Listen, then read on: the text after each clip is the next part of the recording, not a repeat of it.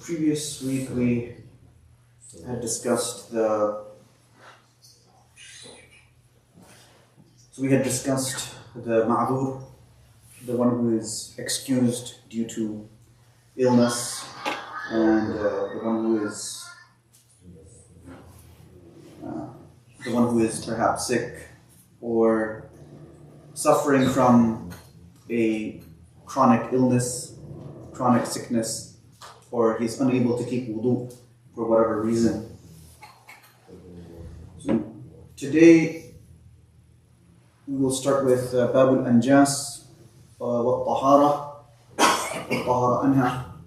So this is the chapter of Najasa, different types of impurities and its purification. How does one purify these impurities? So the chapter of Najasa, it's divided into two categories. And the first is Najasa Haqiqiyya, which is referred to as khubuth, meaning something that's repugnant or foul. And this is known as all things whose essence or substance, it's legally regarded impure, filthy, such as urine, wine, flowing blood, feces, pus, vomit, if it is a mouthful. The second type is legal najasa, najasa hukmiyya, and this is referred to as hadath, and which is an attribute that the law applies upon unclean limbs. So that is, it is either minor or major impurity. So the author, he starts by categorizing the different types of najasa. So aqsamun najasa, the types of filth, the types of impurities.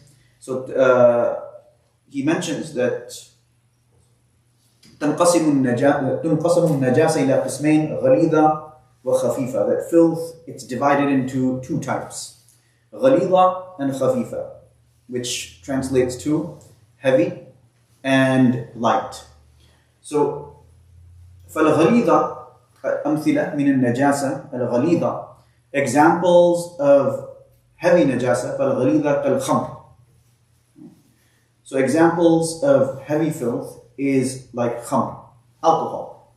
So alcohol, this is considered as a heavy najasa, which means that if alcohol comes on our clothing, then we need to clean that clothing. we cannot pray in any place where alcohol has been spilled. Right? Because one of the requirements for the prayer to be correct is that the area where we are offering prayer, it has to be pure. So alcohol is a heavy najasa. The second is وَالدَّمِ الْمَسْفُوحِ, flowing blood. So flowing blood, so if blood, for whatever reason, if we're wounded and blood flows and it comes onto our clothing, it comes onto our body, then to attain purity, one needs to wash the clothing, and if it's on the body, then one needs to wash the body.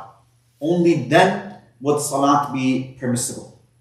So because this is a heavy najasa. Moving forward, وَلَحْمِ الْمَيْتَةِ, and another heavy najasa is the meat of a dead animal, carrion, basically, carrion. So mayta, which is prohibited.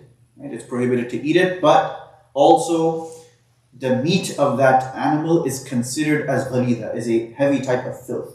And its hide as well. وَإِهَابِهَا وَلَحْمِ الْمَيْتَةِ وَإِهَابِهَا, its hide, its skin. That is also considered as a heavy najasa ghalidha. Unless it is tanned. Unless it is tanned.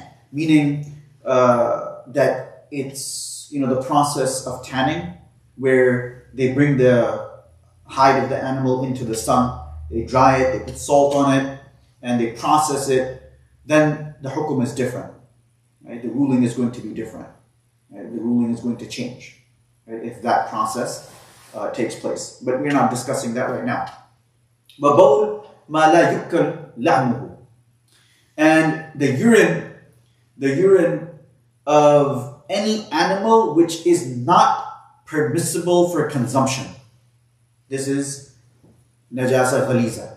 This is considered as najasa ghaliza. So the urine of animals whose meat is unlawful, forbidden. So, for example, lion, tiger, these predatory animals, the urine would be considered as najasa ghaliza. وَنَجْوِ الْكَلْبِ, so the author, he writes, the dung of a dog. The dung of a dog, this is considered najasa ghalidha. وَرَجِعِ السِّبَاعِ, similarly, the dung of a predatory animal. This too is considered as najasa ghalidha. وَلُعَابِهَا, as well as its saliva. As well as its saliva. So any predatory animal, the dung of it and the saliva of it, this would be considered and regarded as najasa ghalidha. Meaning that if it comes onto our clothing for whatever reason, or if we're in contact with it, then we need to wash. We need to wash. Not to mention that it's haram for consumption. Right? That goes without saying. وَخُرْءِ الدَّجَاجِ, and the droppings of a chicken. وَالْبَطْ وَالْأَوِيز, that the droppings of a chicken, duck, swan. وَمَا يَنْقُضُ الْوُضُوء بِخُرُوجِ مِنْ بَدَنِ الْإِنسَانِ, and whatever discharges from a person's body, which nullifies and which invalidates the wudu, such as flowing blood, mani, pre-coital fluid, post-coital fluid, for the woman, hayd, nifas, as well as vomiting if it is a mouthful. All of these things would be regarded as najasa ghalidha.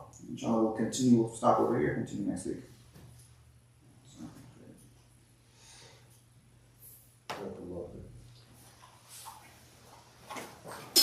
جزاك الله خير.